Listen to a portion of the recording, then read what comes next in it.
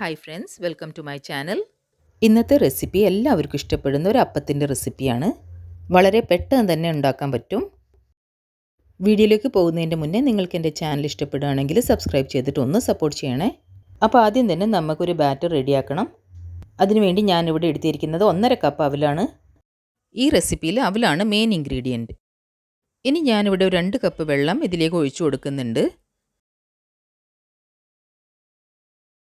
വെള്ളം ഒഴിച്ചു കൊടുത്തതിൻ്റെ ശേഷം ഇതൊന്ന് നമുക്ക് കഴുകിയെടുക്കണം. എന്തെങ്കിലും അഴുക്കൊക്കെ ഉണ്ടെങ്കിൽ അത് പോയി കിട്ടാൻ വേണ്ടിയിട്ടാണ് നമ്മളിത് കഴുകുന്നത്.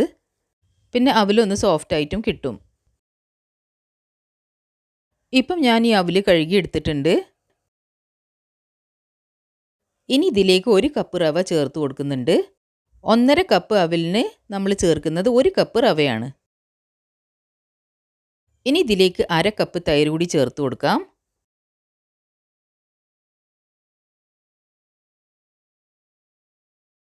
ഇനി ഇതൊക്കെ നന്നായിട്ടൊന്ന് യോജിപ്പിച്ചെടുക്കാം.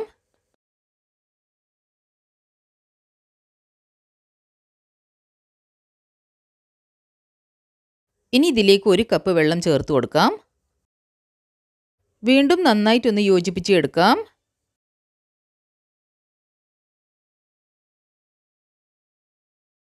ഇനി ഇത് നമുക്കൊരു 10 മിനിറ്റ് വരെ റെസ്റ്റ് ചെയ്യാൻ വെക്കാം. നമുക്കിനി എളുപ്പത്തിൽ ഒരു ചട്നി റെഡിയാക്കി എടുക്കാം.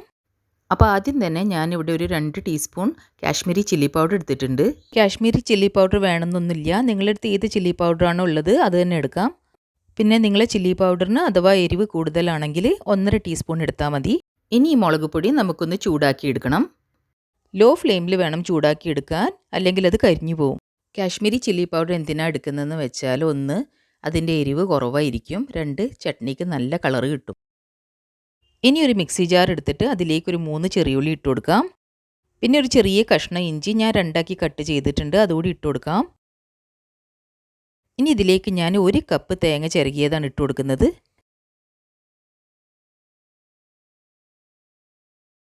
ഇനി ഇതിലേക്ക് നേരത്തെ ചൂടാക്കി വെച്ച മുളക് പൊടി അതുകൂടി ഇട്ട് കൊടുക്കാം. ഇനി ഇതിലേക്ക് ആവശ്യത്തിന് ഉപ്പിട്ട് കൊടുക്കാം. ഇനി ഒരു 1/4 കപ്പ് വെള്ളം കൂടി ഒഴിച്ചു കൊടുത്തിട്ട് നമുക്കിത് അരച്ചെടുക്കാം. ഇപ്പം ഞാനിത് അരച്ചെടുത്ത് കഴിഞ്ഞിട്ടുണ്ട്. നല്ല ഫൈനാക്കി അരയ്ക്കേണ്ട ആവശ്യമൊന്നുമില്ല. ഇനി ചട്നി നമുക്ക് വേറൊരു ബൗളിലേക്ക് ഒഴിച്ചു കൊടുക്കാം. ഇനി വറവിട്ട് കൊടുക്കാൻ വേണ്ടിയിട്ട് ഞാനിവിടെ ഒരു പാനിൽ 2 ടേബിൾ സ്പൂൺ വെളിച്ചെണ്ണ ചൂടാക്കിക്കുന്നു. വെളിച്ചെണ്ണ ചൂടായി വരുമ്പം അതിലേക്ക് 1 ടീസ്പൂൺ കടുക് ഇട്ട് കൊടുക്കുക. കടുക് പൊട്ടാൻ തുടങ്ങുമ്പോൾ 1 ടീസ്പൂൺ ഉഴുന്നുപരിപ്പ് കൂടി ഇട്ട് കൊടുക്കുക. ഉഴുന്നുപരിപ്പ് ഒരു ഗോൾഡൻ ബ്രൗൺ കളർ ആവുന്നവരെ നമുക്കിത് റോസ്റ്റ് ചെയ്യാം. ഇനി ഇതിലേക്ക് കുറച്ച് കറിവേപ്പിലയും കൂടി ഇട്ട് കൊടുക്കാം.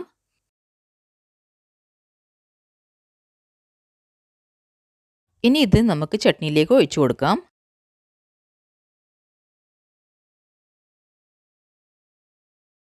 ഇനി ഒരു സ്പൂൺ എടുത്തിട്ട് ഇത് നന്നായിട്ടൊന്ന് മിക്സ് ചെയ്യാം. ഇപ്പം നമ്മളെ ചട്നി റെഡിയായി കഴിഞ്ഞു. ഇപ്പോൾ ഒരു 10 മിനിറ്റ് ആയിട്ടുണ്ട്. അപ്പോൾ നമുക്ക് നമ്മൾ അവലും റവയും ഒക്കെ ശരിക്കും വെള്ളം അബ്സോർബ് ചെയ്തിക്കണമെന്നൊന്ന് ചെക്ക് ചെയ്യാം. അപ്പോൾ ഇത് ശരിക്കും നന്നായിട്ട് വെള്ളമൊക്കെ അബ്സോർബ് ചെയ്തിരിക്കുന്നു. ഇനി നമുക്കിത് അരച്ചെടുക്കാം. ഇനി ഒരു മിക്സി ജാർ എടുത്തിട്ട് ഈ അവലും റവയും ഒക്കെ അതിലേക്ക് ഇട്ട് കൊടുക്കാം. കുറച്ച് വെള്ളം ഒഴിച്ചിട്ട് അത് നന്നായിട്ട് അരച്ചെടുക്കാം. ഞാനിത് 2 ബാച്ചായിട്ടാണ് അരച്ചെടുക്കുന്നത്. ഇപ്പം ഞാനിത് അരച്ചെടുത്ത് കഴിഞ്ഞിട്ടുണ്ട്. നല്ല ഫൈൻ പേസ്റ്റ് ആയിട്ട് തന്നെ അരച്ചെടുക്കണം. നമ്മൾ ആദ്യം അവലും റവയും ഒക്കെ സോക്ക് ചെയ്ത് വെച്ചതുകൊണ്ട് ഇത് ശരിക്കും നല്ല ഫൈനായിട്ട് തന്നെ അരിഞ്ഞു കിട്ടും. ഇപ്പോൾ ഈ അരച്ച മാവ് ഞാനൊരു ബൗളിലേക്ക് ഒഴിച്ചു കൊടുക്കുന്നുണ്ട്.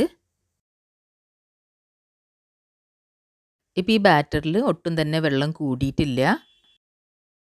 നല്ല പെർഫെക്റ്റ് കൺസിസ്റ്റൻസി തന്നെയാണ് ബാറ്റർ റെഡിയാക്കിയിട്ടുള്ളത്. ബാറ്റർ പെർഫെക്റ്റ് ആയാലേ അപ്പം നന്നായി കിട്ടുള്ളൂ. ഇനി ഇതിൽ ആവശ്യത്തിന് ഉപ്പ് ചേർത്ത് കൊടുക്കുക. ഇനി ഇത് നന്നായിട്ടൊന്ന് മിക്സ് ചെയ്യുക. ഒരു 1/2 ടീസ്പൂൺ ബേക്കിംഗ് സോഡയും കൂടി ചേർത്ത് കൊടുക്കാം. വീണ്ടും നന്നായിട്ടൊന്ന് മിക്സ് ചെയ്യുക. ഒരു 2 മിനിറ്റ് വരെ ഇത് നന്നായിട്ട് ഇളക്കി കൊടുക്കാം. ഇളക്കി കൊടുക്കുന്നതിനനുസരിച്ചിട്ട് നമ്മളെ ബാറ്റർ ഫ്ലഫിയായി കിട്ടും. നമ്മളിത് ഫെർമെൻറ്റ് ചെയ്യാത്തത് കൊണ്ടാണ് നമ്മൾ സോഡ ചേർക്കുന്നത്. ഇനി അപ്പം ഉണ്ടാക്കാൻ നമുക്കൊരു നോൺ സ്റ്റിക്കിൻ്റെ തവ ചൂടാക്കിയെടുക്കാം. തവ ചൂടായി വരുമ്പം അതിലേക്കൊരു 2 ഡ്രോപ്പ് ഓയിൽ ഒഴിച്ചിട്ട് ഒരു ടിഷ്യൂ പേപ്പർ കൊണ്ട് തുടച്ചെടുക്കാം. ഇനി ഇതിലേക്ക് മാവ് ഒഴിച്ചു കൊടുക്കാം. ഞാനിതിലേക്കൊരു 2 കയ്യിൽ മാവാണ് ഒഴിച്ചു കൊടുക്കുന്നത്. ഇനി ബാറ്റർ ചെറുങ്ങനെ ഒന്ന് സ്പ്രെഡ് ചെയ്ത് കൊടുക്കാം. ഈ അപ്പത്തിന് കുറച്ച് തിക്നെസ് ഉണ്ടാവണം. ഇനി ഫ്ലെയിം മീഡിയമിലേക്ക് ആക്കി കൊടുക്കാം. അപ്പത്തിൻ്റെ മുകൾ ഭാഗത്ത് ഇങ്ങനെ ബബിൾസ് വരാൻ തുടങ്ങുമ്പോൾ നമുക്കിതിൻ്റെ മേലെ ഇഡ്ലിക്കും ദോശക്കും ഒക്കെ കഴിക്കുന്ന ചട്നിപ്പൊടി ഇല്ലേ, അത് കുറച്ച് സ്പ്രിങ്കിൾ ചെയ്ത് കൊടുക്കാം.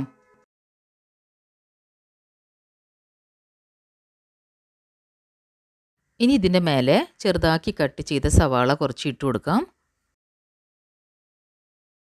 ഇനി ഇതിൻ്റെ മേലെ കുറച്ച് പച്ചമുളക് കട്ട് ചെയ്തത് അത് ഇട്ട് കൊടുക്കാം. ഇനി കുറച്ച് തക്കാളി ചെറുതാക്കി കട്ട് ചെയ്തത് ഇട്ട് കൊടുക്കാം.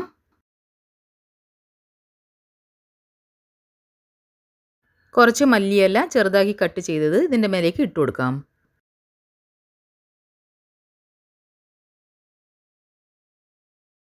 ഇനി ഒരു 2 മിനിറ്റ് വരെ ഇത് മൂടി വെക്കാം.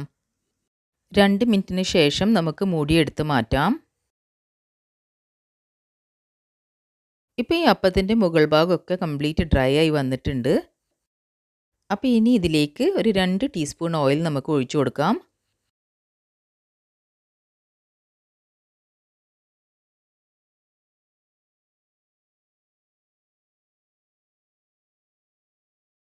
ഇനി ചട്ടകം കൊണ്ട് സ്ലൈറ്റ്ലി പ്രസ് ചെയ്ത് കൊടുക്കാം.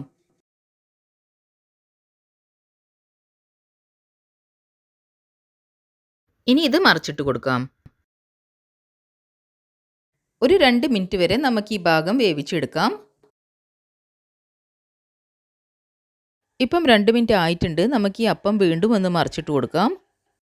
നമ്മൾ അപ്പം പെർഫെക്റ്റ് റെഡി ആയി വന്നിട്ടുണ്ട്. ഇനി ഈ അപ്പം നമുക്ക് പ്ലേറ്റിലേക്ക് മാറ്റാം. ഇതേപോലെ തന്നെ ബാക്കിയുള്ള മാവ് കൊണ്ടും അപ്പം റെഡിയാക്കാം.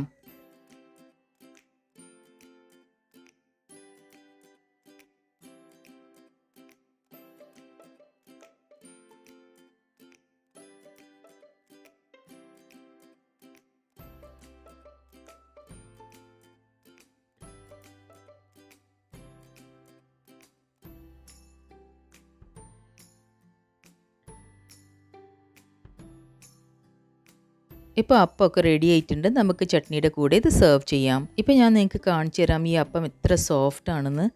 ഇതിൻ്റെ അടിഭാഗം ഒട്ടും തന്നെ കരിഞ്ഞിട്ടില്ല. ഇത് നല്ല സോഫ്റ്റ് ആൻഡ് ടേസ്റ്റി ആയിട്ടുള്ള അപ്പമാണ്. നിങ്ങളെല്ലാവരും ഈ ഒരു റെസിപ്പി ട്രൈ ചെയ്ത് നോക്കണം. എന്നിട്ട് നിങ്ങളുടെ ഫീഡ്ബാക്സ് ഒക്കെ എന്നെ അറിയിക്കണം. എൻ്റെ വീഡിയോ നിങ്ങൾക്ക് ഇഷ്ടപ്പെടുകയാണെങ്കിൽ ലൈക്ക് ചെയ്യാനോ ഷെയർ ചെയ്യാനോ മറക്കരുത്.